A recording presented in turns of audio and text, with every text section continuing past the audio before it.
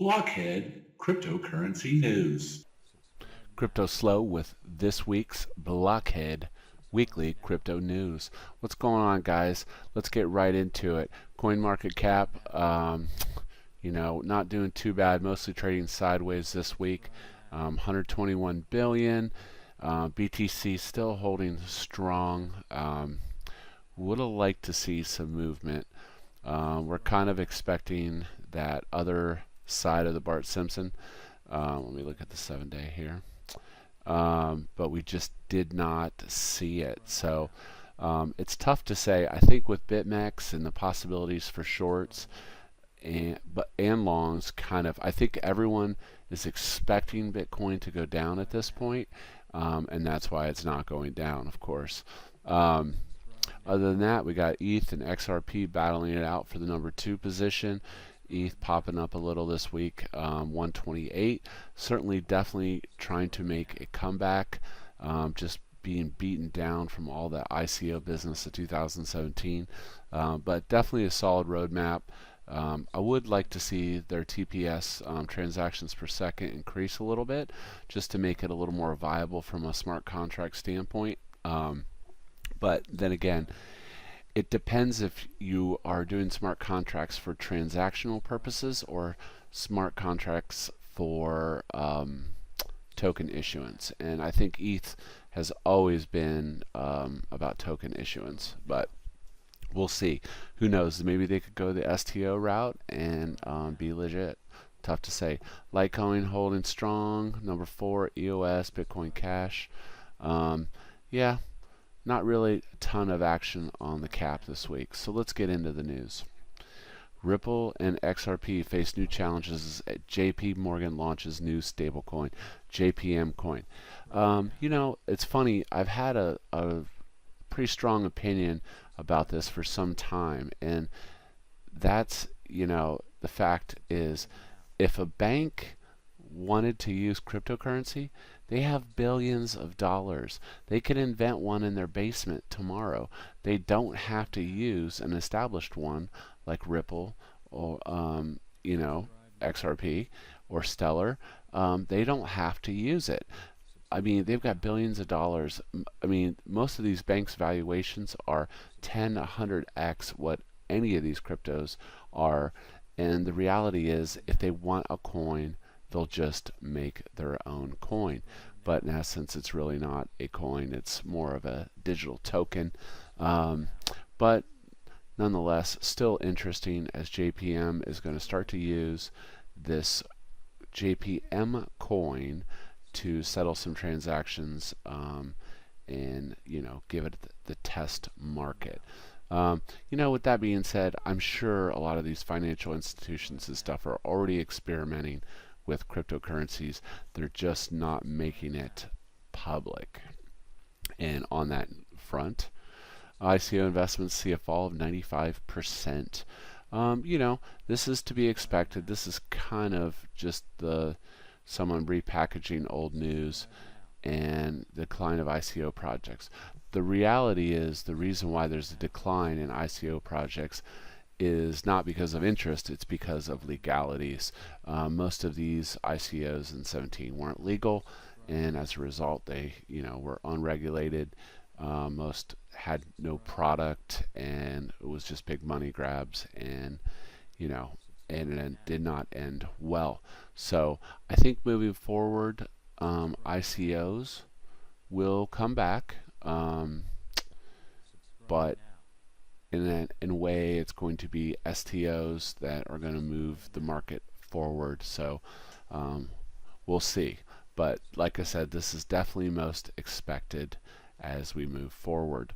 And on that front of STOs, Digibyte has beginning the pilot phase of Digi Assets on its blockchain platform. What does this mean? This is similar to what Raven was doing, where you could issue digital tokens, but according to this article, it looks like the devs are the ones playing around with the assets. I'm not really sure if individuals will be able to get names like they did on Raven coin or not. And then throwing a little dig in there that should help the Digibyte price. I've always liked Digibyte. It did moon to about 12 cents last time in the last bull run. I think it's still a solid product and a very secure chain, even though most of the security is through ASICs. You know, I've always liked Digibyte, had a soft spot for it. I think they failed to market themselves very well for what they were, and it's kind of hurt the coin, but we'll see if they can pull off this asset STO stuff. You know, Raven so far has a lot of assets, but it's really hasn't taken off and been reflected in the price of the coin yet. I am still long on Raven coin, like the project, and we'll see what happens in 2019. Will Bitcoin bottom at 2,000 or 1,000? Once again, this is a lot of talk about this. You know, is the bottom in? Is the bottom in? But the bigger takeaway in the market is, does it matter if it's 2,000 or 1,000 if it goes to 100,000? No, it does not. You'll be kicking yourself either way if you didn't get some Bitcoin. But this article kind of dips in. Could be total manipulation FUD, saying that they're going to bet. I'm going to bet you that Bitcoin goes down. Well, that's great that you have money to bet that Bitcoin goes down. Everyone else wants it to go up, right? So anyways, more FUD. Like I said, I think the market's so easily manipulated right now because it's a lot of money, but it's not a lot of money to big whales. So the price of Bitcoin can easily be manipulated. So stablecoins. Here's why stablecoins could be the future of cryptocurrency. They've been talking about this for a long time. They're talking about different types of stablecoins, present situation, whether or not they're backed. I like stablecoins, but it's really hasn't been seen how stablecoin is going to make you any money. It's a good place to park your money while you're waiting. But remember, goods and services aren't really all priced in Bitcoin yet. So as a result, the stablecoin is still being compared to a USD 1-to-1, which in essence, the whole concept of crypto is to get away from USD. And go to Satoshis or something, or some kind of other digital credit. But we'll see how this goes. Honestly, I think the whole purpose of stablecoins is for traders. It's not necessarily for investors, because the traders like to park their money after they take gains, which I actually think stablecoins in a way have hurt the market, because it has allowed the professional traders to come in and just skim all the profits out of a lot of these cryptocurrencies and then just kind of abandon them, once they get their profits. And we've kind of been on that downward spiral since. So, what do you think of stablecoins? Do you like them? Do you use them? Do you trust them? I know Tether was under wraps for a long time, but that seemed to have worked itself out. But anyways, that's stablecoins. Dominos now accepts Bitcoin. I like articles like this, but I also don't like it because they make it sound like it's so first person direct of Dominos, when the reality is it's a third party, that is going on. So get it while it's hot. LN Pizza. Warning, this website might be unsafe. So you click on it, they make a big article that says get your pizza, and then they say that you can steal all your stuff. So I don't know, man. I can't figure this stuff out. So anyways, like I said, it's third party.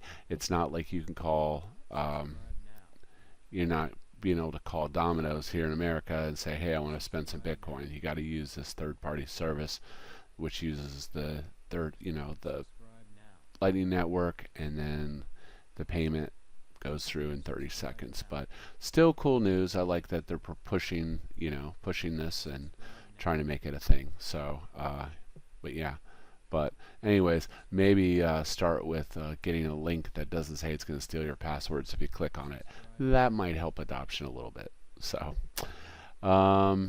big gainer this week, ARK, 52% surge. So actually, if we look at that a little more directly on BitScreener, let's check it out. Definitely, if you don't own ARK at this point, probably not a good time to buy. So, especially with that big of a pump. Let's see what it's, there we go, ARK. So I like using BitScreener because it gives you news and stuff at the bottom down here. But anyways, ARK, what does ARK even do? Let's see. ARK is digital, blah, blah, blah. Helpful system created on ARK blockchain from ARK. This isn't the blockchain check. Basically, it just talks a bunch of bullshit. Doesn't even look like it even says what ARK does. So basically, it was just pumped. Don't know why. It's on Binance, so that's always good. Yeah. Anyways, so if you're interested in ARK, let's go back here. 1 week. Wow, look at that. Big pullback already. Little support there, but way overextended on the 50-day. So, anyways, yeah, might pump again. Who knows? Anyways, hope you enjoyed this week's Blockhead crypto news. Like, subscribe, turn on bell notifications, and I will do my best to upload new crypto news every Sunday. This is CryptoSLO. If you're not talking gains, then we're not talking.